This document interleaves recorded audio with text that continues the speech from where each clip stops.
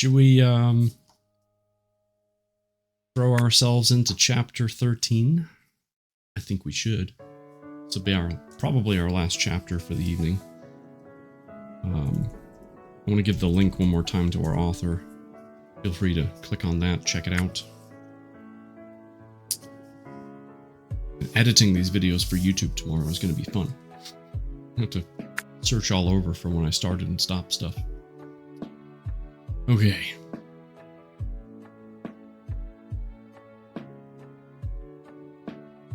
Oh, excuse me. Gosh. Alright. Chapter 13. 1960 is our title chapter. Page 109 in the printed copy. Editing is always fun. Yeah, I don't get too crazy about it. I just make sure the chapter's in there and then cut out the in-between stuff. Atkinson puts himself to sleep with his own voice. Yeah. Yeah, that's accurate. Here we go. Chapter 13.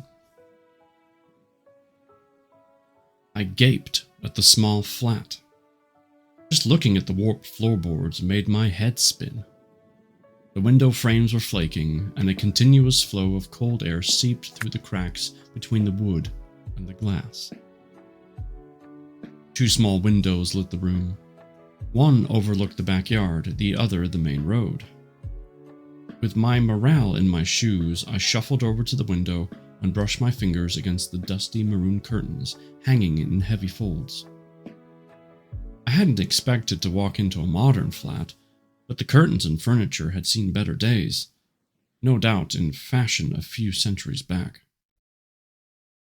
As if detecting my hesitation, James wrapped an arm around my waist. It's until we find something bigger. I smiled and tried to look on the bright side of things.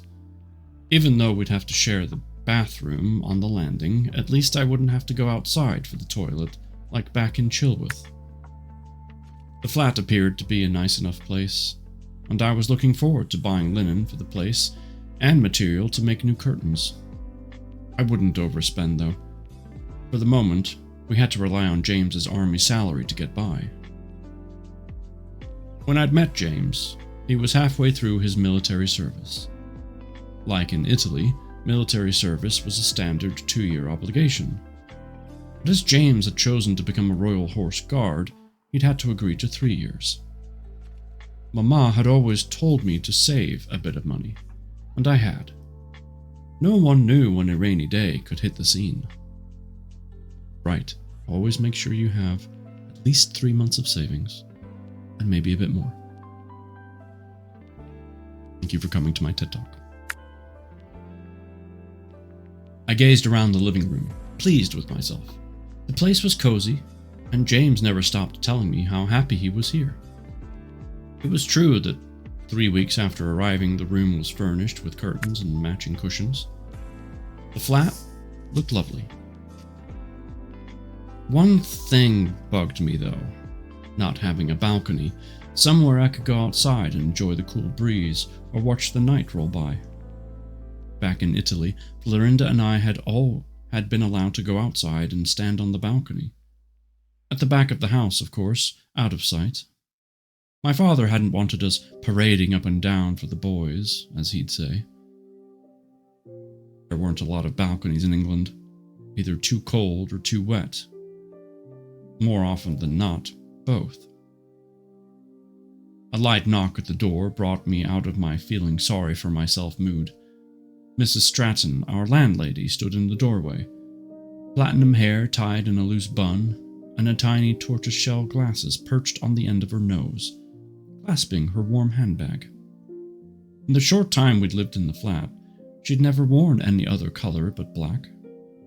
The woman gave the impression of a strict busybody, when in fact she was pure love and kindness. "I'm going into town," she said, articulating and using her hands to accompany her words. "Would you like to come for a walk around the shops?" I wasn't in the mood for trapezing around the city. especially as money was short. No point in putting water in my mouth if I couldn't drink. I was about to refuse when the business card from Carnaby Creations flashed to mind. "I have a special boutique to visit," I said, turning into the flat and searching through my bag. She stepped inside, and I handed her the card. "A man gave me this. Say I contact him. Maybe he will give me a job." The old lady examined the card for a few moments. "Come on then, let's go." I wanted to scream from the rooftops.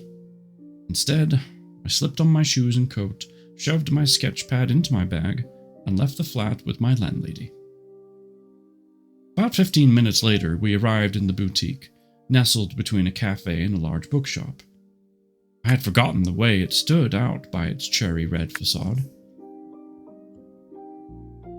"I'll leave you then, my dear," Mrs. Stratton said, nodding at the shop door. In a flash, my body came over hot and sweaty. How would I get back on my own? I paid no attention to the route we'd taken. Too busy figuring out what I'd say to the manager. Heat rose to my cheeks and my mouth went dry. "Hey, Chew, what's up?"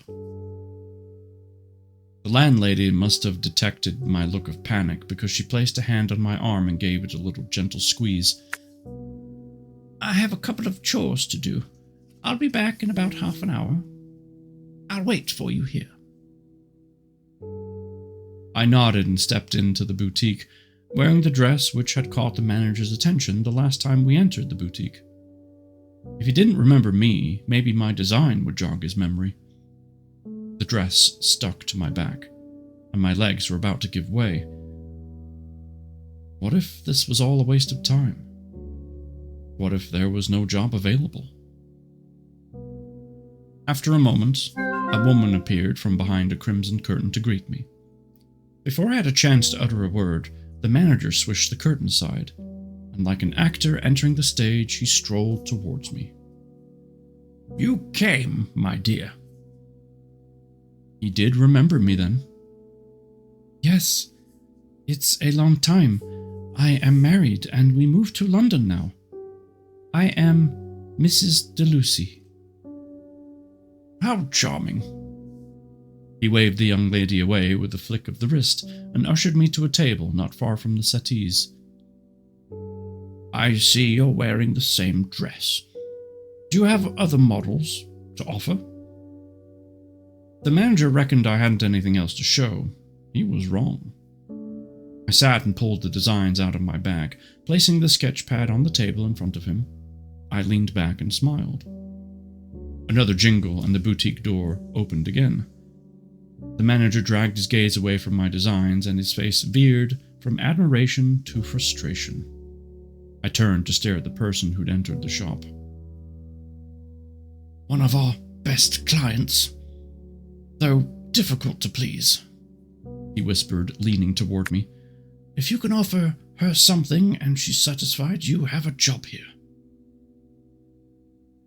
He stood and hurried to greet the client. "Mrs. Ashley, what brings you here today?" "I need an outfit for my daughter's wedding." The lady's arrogant tone implied she expected to be served on hand and foot, and wouldn't take no for an answer. "You're in luck. Here is Mrs. DeLucy. She's just arrived from Italy, where she gained the reputation of being one of their best designers." I stood and swallowed hard, making a mental note to throttle my husband for exaggeration. Mental note to throttle my husband for exaggerating the truth. "If you would care to take a seat, I'm sure Mrs. DeLucy would be honored to help you choose something stunning." The lady sat opposite me at the table. Mr. Eastgrove stood a few feet away on my left, hands behind his back, a huge grin plastered on his face. "So, you're Italian," she said, slipping off her leather gloves. I nodded. "I need something different. An An outfit that will turn all heads. Something fashionable. And I believe the Italians are ahead of us on the score. 2 or 3 seasons, I replied, pushing my sketches in front of her so she could discover my latest designs. I like this one, she said, pointing to an above-knee peach dress with a huge satin bow tied around the waist. She wasn't the right build for the particular design. Not tall enough, not slim enough. I turned the pages only to have her snatch the book from my hand and flick the pages back to the initial model.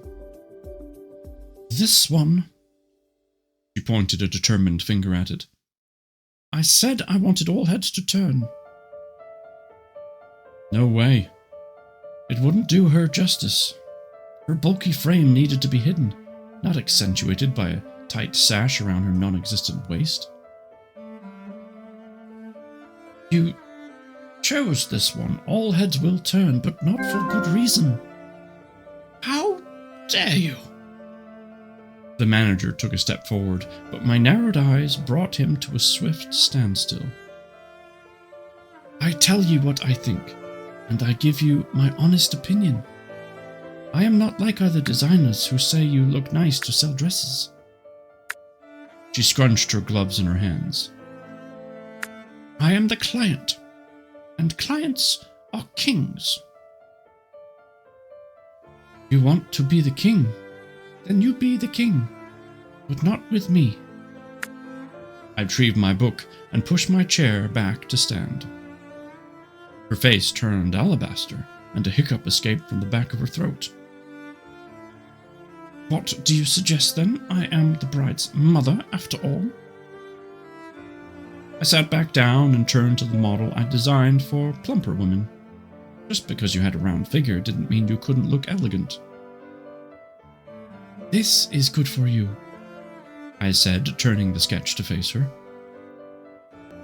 Straight A-shaped dress shoulders to hem under knees.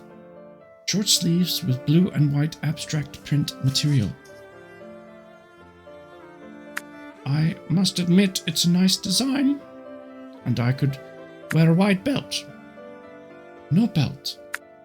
You wear a loose, long navy blue satin jacket over the dress. We put white stripes around jacket sleeves and collar. So remember, white collar in dress. Are you sure this will suit me? It's perfect for you. It's generous here and here, I said, slapping my hands on my waist and hips. Blue is a good color for weddings, very elegant. Not a lot of people wear blue to weddings.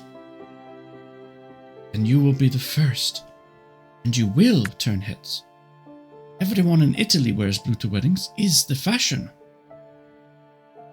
A glimmer of a smile rode across her lips, and her eyes sparkled as she gazed at the illustration on the page. She turned to the manager and gave a discreet nod. I trust you, Mrs. DeLucy. I just got myself a dressmaking job. Bravo. Well done. Small break in the story.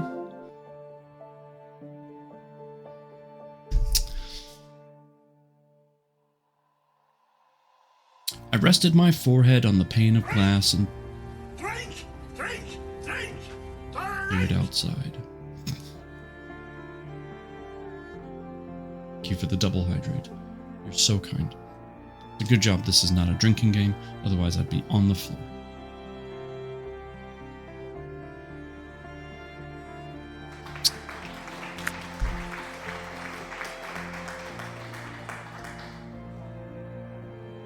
I rested my forehead on the pane of glass and peered outside.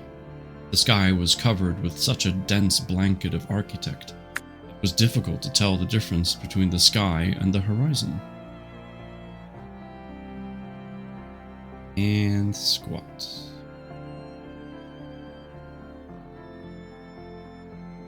I think it's a toast to Stunt Papa sitting down, and I'm surprised you haven't had to get up and pee yet. Oh, it's gonna happen. Let me finish this paragraph and then we'll do squats. Fine rain dribbled its way down the window.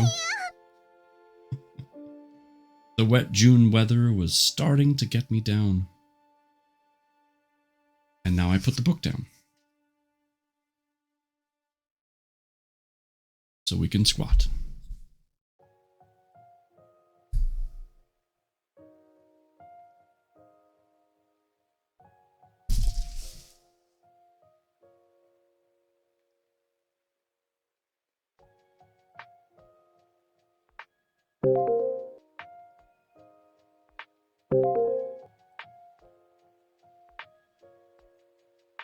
Two, three, four,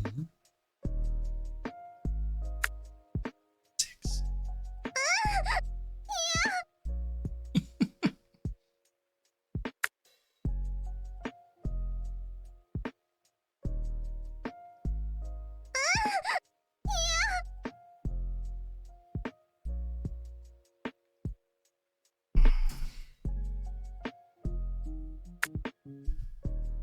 Thank you all for the extra moans. So nice.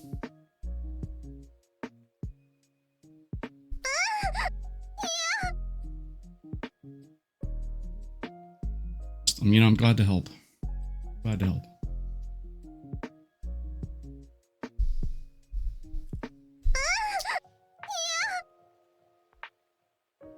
Need to find a better way for you to spend your points. Whatever you have left, 78,000 maybe, 77.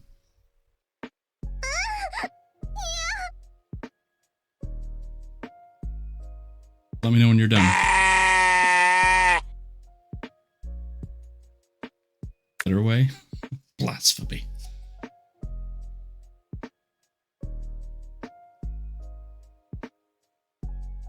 Oh, what are you doing, Stunt Papa?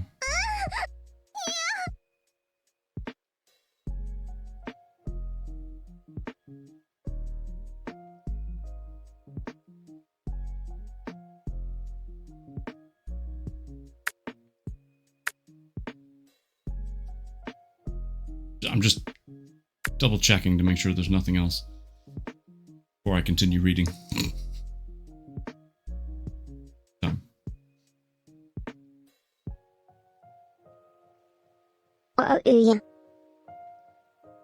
Wow, that text-to-speech didn't go very well. Our author is going to listen to this, watch it while I'm sleeping because she's in France, and she's going to be like, what? She always messages me the day after a read. I wake up to a message from her.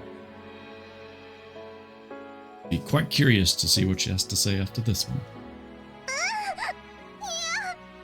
And anyone that watches on YouTube is going to be like, I'm never coming to this stream ever.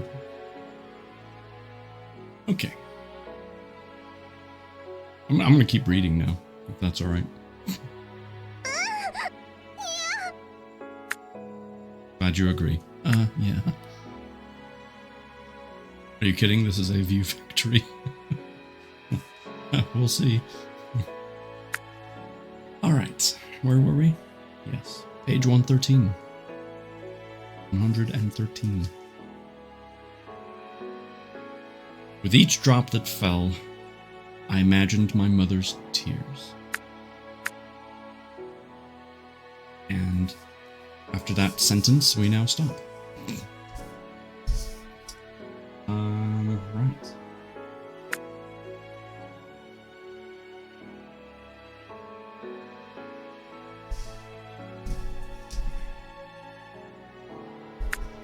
You guys remember what a dictionary looked like? I had to actually ask someone if I could have one, because I didn't own a dictionary. Alright, let's look for page 672.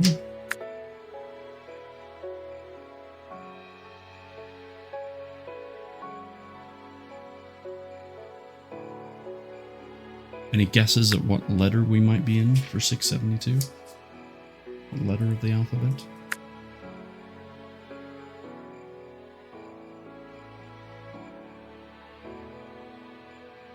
Cheers. Not too far away. We're actually only in the eyes. Okay. God, I'm almost done.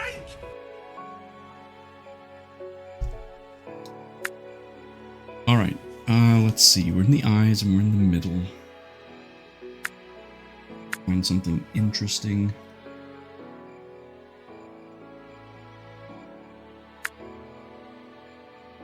Wow, not much going on here. A lot of ice. A lot of ice-related words. I want you to know that she's over here giggling after every single one. I am not shocked. At all. You enjoy your fun, okay? Because I thought S and T would carry a lot more of the end weight. I was off. Let's see.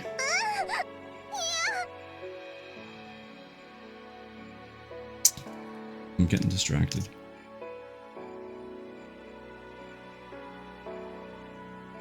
Okay. Let's go with this one. It's called Ice Blink.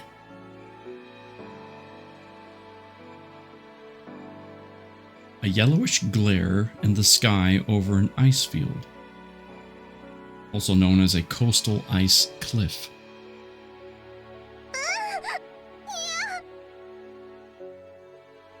Ice blink, a yellowish glare in the sky over an ice field. Interesting. If you ever see a yellowish glare over some ice, you can go, hey, that's an ice blink. Thank you for that, Redeem. I'm going to attempt to keep reading now. Maybe we'll finish this chapter in the next half hour. Maybe not. And still do that 70,000 times? You mean 70 times.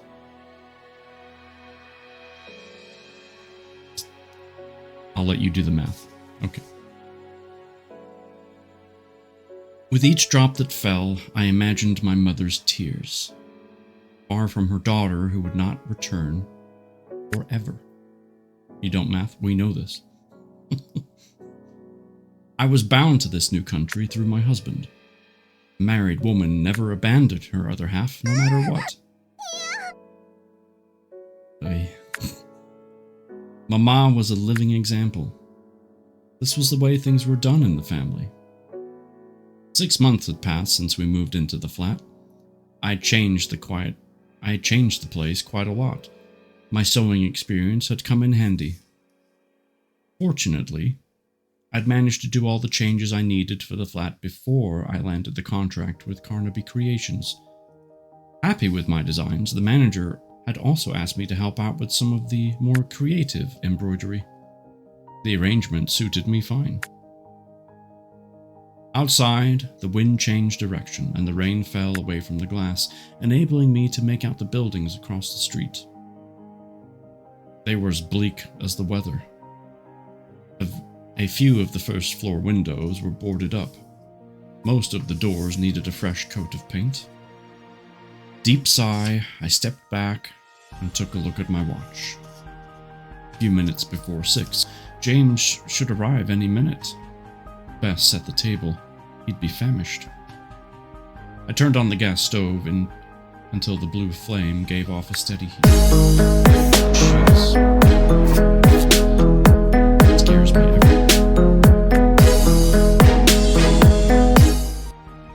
every time. That makes me jump. Rafiki, what's up, man? How you doing? Thank you for coming in with your raid. How was your reading tonight? Sesame works. So water. Nothing. Cheers, love. Rafiki's back top of the morning to you. Got a cup of tea in it. Two of your most favorite clips back to back. Gotta love it. How was the reading, sir? How are you? You have a good time? It's great? Good. He's still doing the Jungle Book? Yep. Cool. Awesome. Yeah, Rafiki is another very calm reader. So if you need someone else to listen to that's calm, quiet, collected, Rafiki Reads is a good option. Thank you for the raid. I appreciate it. We're trying to get through. Trying.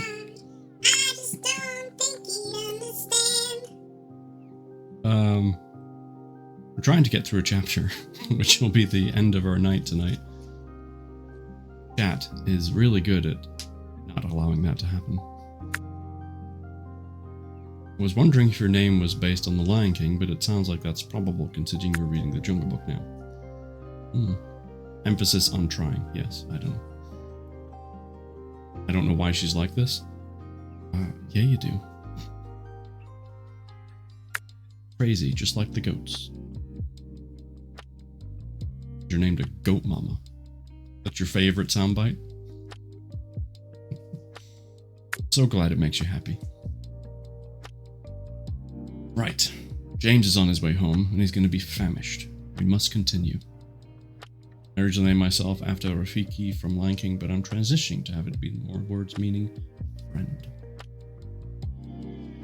She's a Sour Patch Kid. That explains a lot. Yeah. And we're not at 69,000 points anymore. You ruined it. You'll be back there soon. Okay. I'm gonna keep going. Thank you again for the raid, Rafiki. I appreciate it. Here we go. Taking the pan from the fridge, I placed it on the burner, hoping James liked minestrone.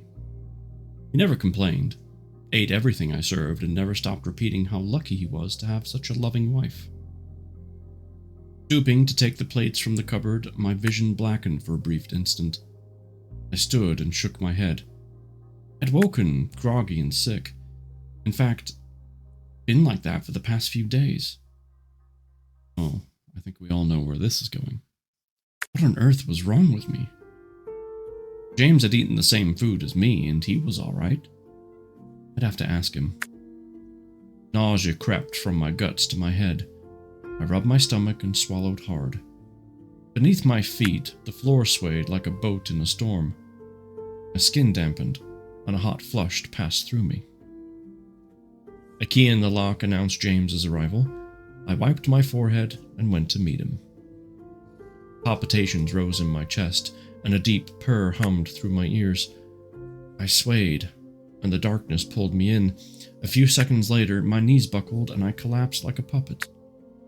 I didn't feel myself, Paul, but I did feel James' strong arms around me before he lowered me to the ground. My eyes opened to see his face through the fog in front of me. I blinked several times, and he came to a steady standstill. James? Where were you thinking of going? He joked. I smiled and rubbed my face, aware that my body was returning to normal. I think you need to see a doctor, love. I am okay, I replied, getting to my feet. James helped me onto the settee and sat with his arm around me. My heart missed a beat. Was I pregnant? I missed a period, but I thought nothing of it. Missing another and fainting made me have second thoughts. I very rarely fainted. I am not ill, I said, reaching out to caress his cheek. I think I am carrying baby. My chest tightened as I braced myself for his reaction. I'd no doubt have to give up working when the baby arrived. No way could I travel back and forth with a baby in tow unless I worked from home. My breathing relaxed. I'd found the solution.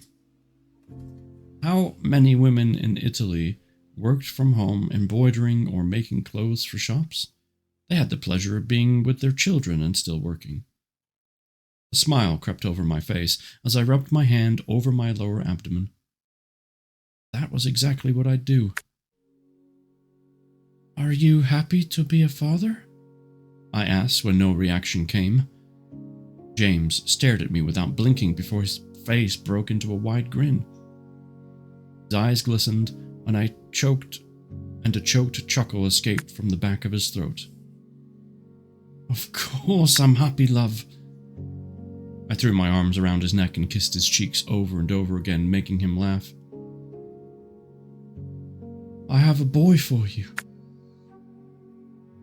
"I don't mind what we have," he said, tucking a curl behind my ear.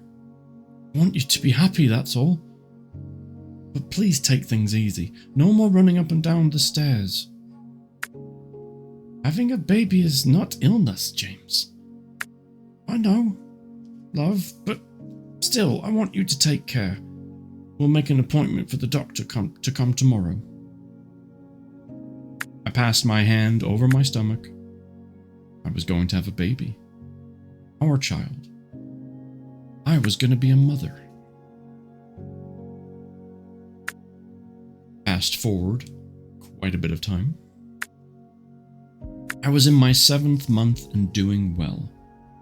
As soon as the doctor had confirmed my pregnancy, James had signed on for another 4 years in the army, meaning an increase in wages. The extra money would come in handy. Summer had come and gone, and I hadn't suffered too much from the weather. It wasn't as hot in England as in the south of Italy. I'd taken advantage of the beautiful days to walk in the nearby park, filling my lungs with the smell of damp earth, of freshly cut grass. What pleasure it brought from being cooped up in the flat. We had agreed to go on living in the place. The rent was affordable, and we could put a cot in our room to start with. If need be, we'd move later. Pulling open the kitchen window, I shook the dust from my cloth. The same rooftop stared back at me. No matter what the season, the view never changed. At least back home, when I gazed out over the trees on the mountains, it was easy to define the season. New buds in spring, full green in summer, falling leaves in autumn, spiky branches in winter. What I'd give to be back home right now. My family would be getting ready to pick up the grapes in the vineyards before making wine. My breath caught in my throat. I missed those moments. From the street below, I glimpsed Florinda hurrying to the flat. With her handbag tucked neatly under her arm, and her free arm swinging energetically, she hurried along. Guilt weaved its way through me. She had other things to do, like going out and enjoying herself, or chatting with the girls instead of visiting me. But she insisted. She said it gave her a chance to speak with me. I closed the window and headed for the door, stuffing my cloth in my apron pocket.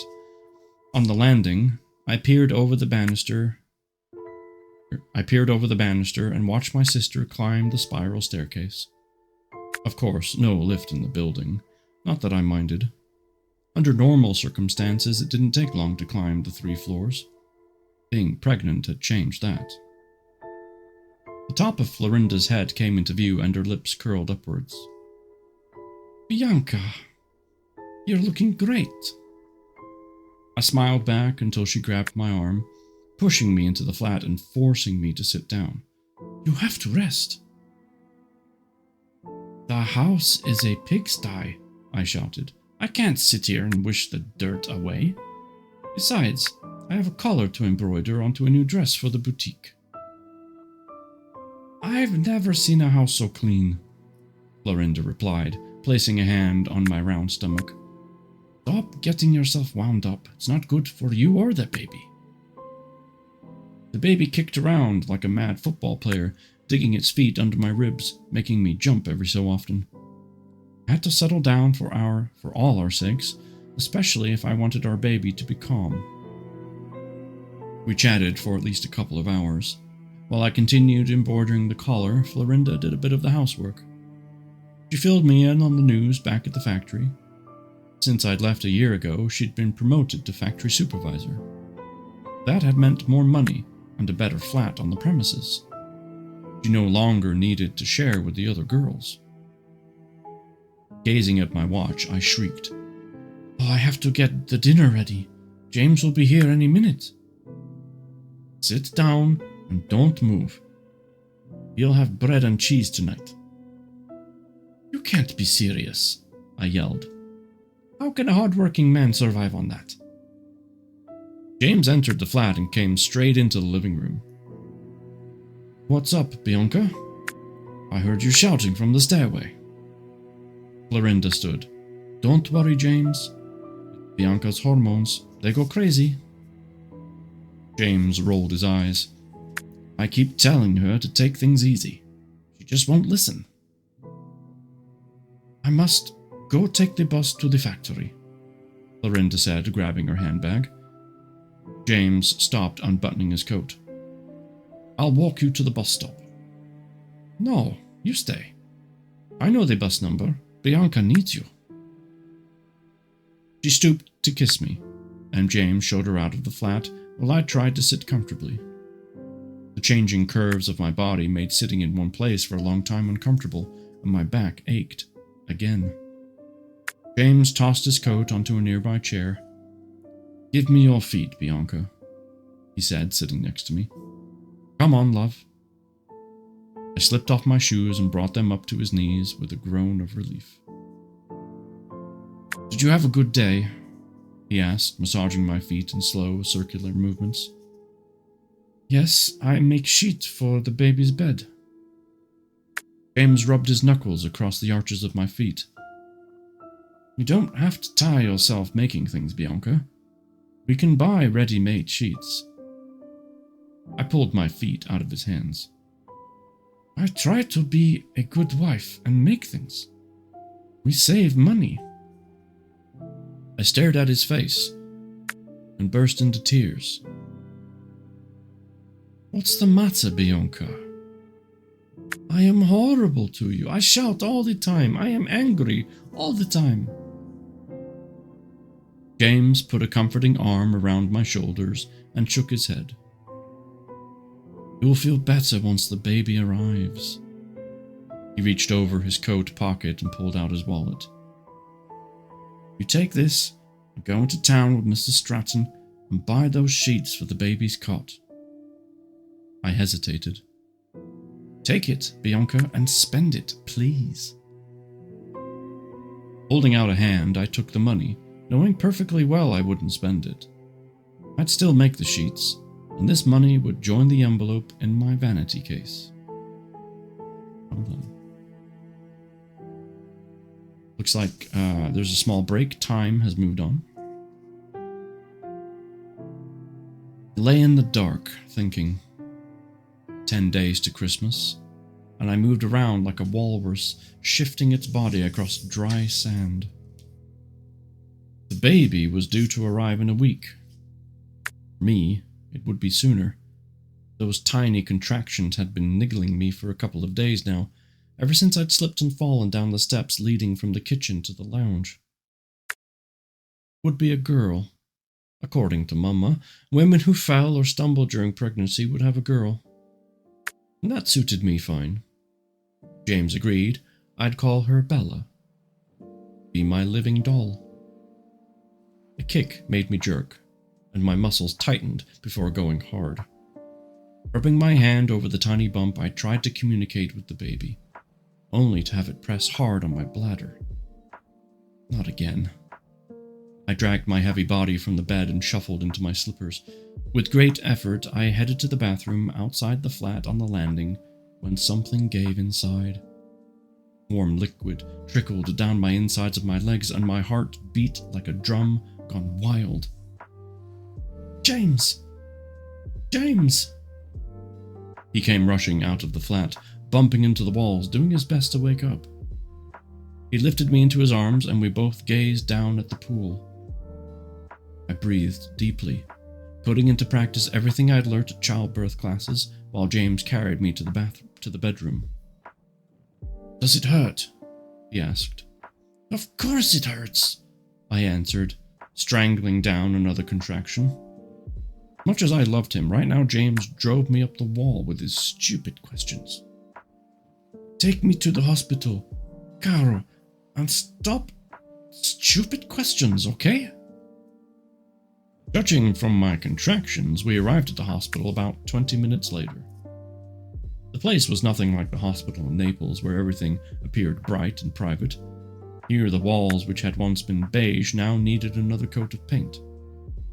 Cream paint flaked, showing a dull grey wall underneath. Everyone shared the same ward. No privacy, unless you called pulling a thin plastic curtain around the bed privacy.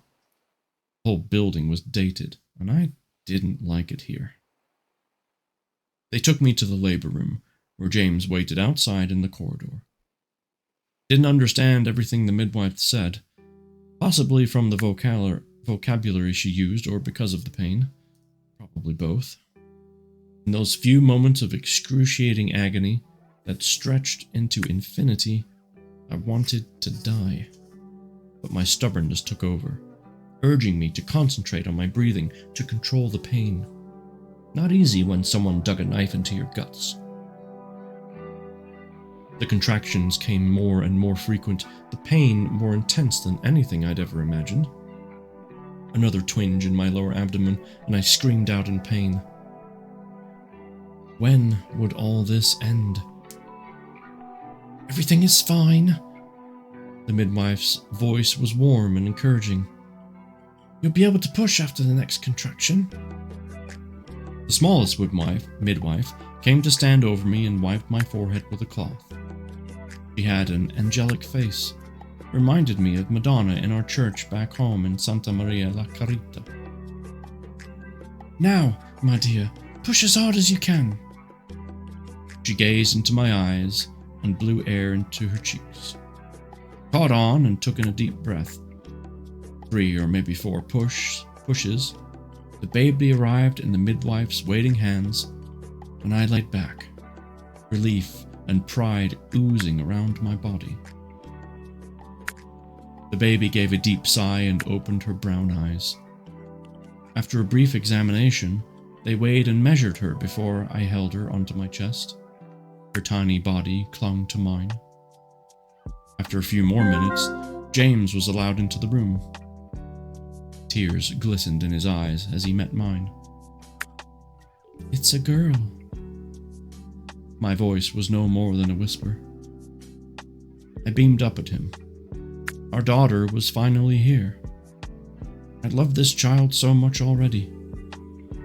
The midwife looked on, satisfied, while I caressed my daughter's head, all memories of the painful childbirth forgotten.